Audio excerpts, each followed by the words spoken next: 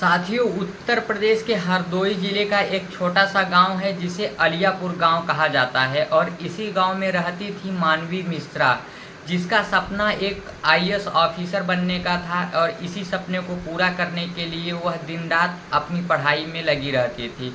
और ठीक इसी तरह 31 अगस्त 2025 की सुबह वह अपनी तैयारी में लगी हुई थी और वहीं उनकी माताजी घर के बाहर कपड़े सुखा रही थी। लेकिन कुछ देर के बाद अचानक घर के अंदर से एक तेज धमाके की आवाज़ आई और धमाके की आवाज़ सुनकर पूरा गांव हिल गया। भागती हुई मानवी की मां जब घर के अंदर पहुंची तो वहां का नज़ारा देखकर उसके होश उड़ गए।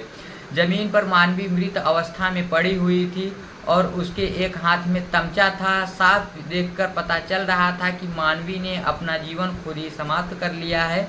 लेकिन सोचने वाली बात यह थी कि एक लड़की जो बेहद खुशमिजाज थी, लंबे समय से यूपीएससी की तैयारी कर रही थी, अचानक ऐसा क्या हुआ जिसकी वजह से उसने अपना जीवन समाप्त कर लिया।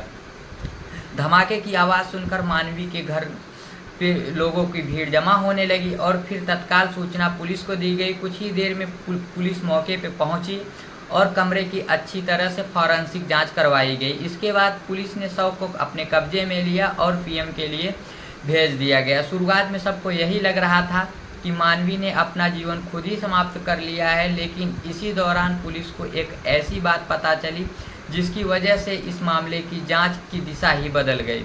जांच के दौरान पता चला कि तमचा मानवी के दाहिने हाथ पर था, लेकिन गोली बाइक जो था वो कनपट्टी पे लगी थी। पुलिस को शक हुआ कि यह मामला कुछ और ही है, क्योंकि मानवी राइट हैंड थी।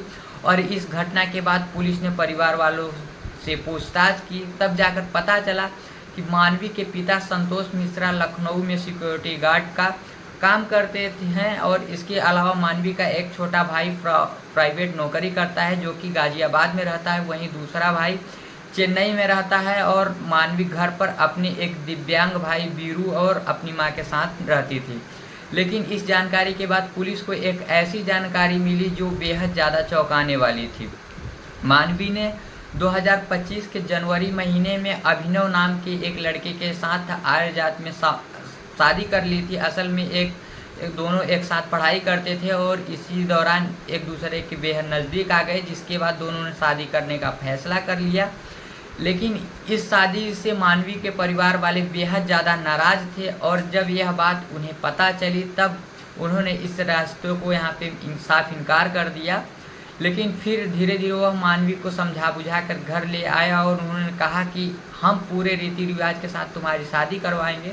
मानवी मान गई और घर वापस आ गई। लेकिन दूसरी बात यह थी कि अभिनव की तो उसने कड़ी मेहनत करके प्रभारी प्रधानाचार्य का पद हासिल कर लिया और मानवी आईएएस बनने की तैयारी में लगी हुई थी। अब भले ही दोनों अलग अलग रहते थे, लेकिन एक दिन भी ऐसा नहीं जाता था जब एक दूसरे से फ़ोन पर बात ना करते हो या फिर मैसेज न करते हो। हर रोज़ गुड मॉर्निंग गुड नाइट का मैसेज एक दूसरे को भेजा करते थे। लेकिन घटना वाले दिन जब अभिनव सोकर उठा तब उसे ना ही मानवी का कोई मैसेज दिखा और ना ही कोई कॉल। उसने मानवी को कई बार फ़ोन लगाने की कोशिश की, लेकिन मानवी का फ़ोन भी नहीं लग रहा था और यही उसे आदेशा हो गया था कि मानवी के साथ कुछ ज़रूर गलत हुआ है। मीडिया खबरों के अनुसार अभिनव का यह कहना था कि जब मानवी अपने घर चली गई थी तब इस शादी के लेकर आए दिन उसके भाई बीरू और उसकी मां मानवी के साथ लड़ाई झगड़ा करते थे और यहाँ तक कि नहीं, कई बार उन्होंने अभिनव का अपमान भी किया था। लेकिन इसके बाद भी मानवी अपनी पढ़ाई के साथ साथ अपने परिवार का देखभाल भी करती थी। इसी वजह से वह घर में थी और जानकारी के बाद पुलिस ने तत्काल मानवी के दिव्यांग भाई बीरू को हिरासत में लिया और उससे कड़ाई से पूछताछ की। पूछताछ के दौरान बीरू ने अपना जुर्म कबूल कर लिया और उसने बताया कि उसी ने मानवी को मारा है, क्योंकि वह इस रिश्ते से बेहद ज़्यादा नाराज़ था और इस वजह से उसने अपनी बहन मानवी को मार डाला।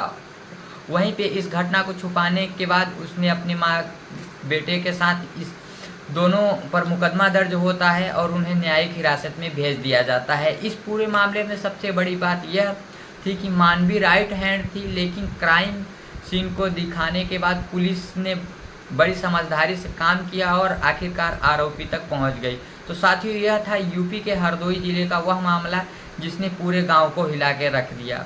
इस पूरे मामले पर आपका क्या कहना है? आप लोग अपनी राय हमें कमेंट बॉक्स में ज़रूर बताइएगा और नई खबरों के लिए चैनल को सब्सक्राइब कर लीजिएगा।